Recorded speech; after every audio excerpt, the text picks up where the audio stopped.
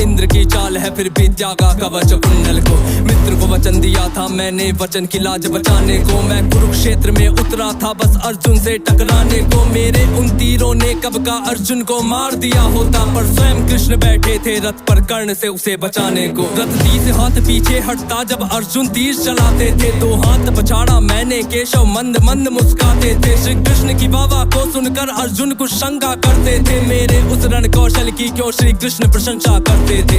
पूछ लिया अर्जुन ने केशव से के कारण क्या है, मैं कर्ण पे पड़ता हूँ भारी, फिर उसकी क्यों वाह है।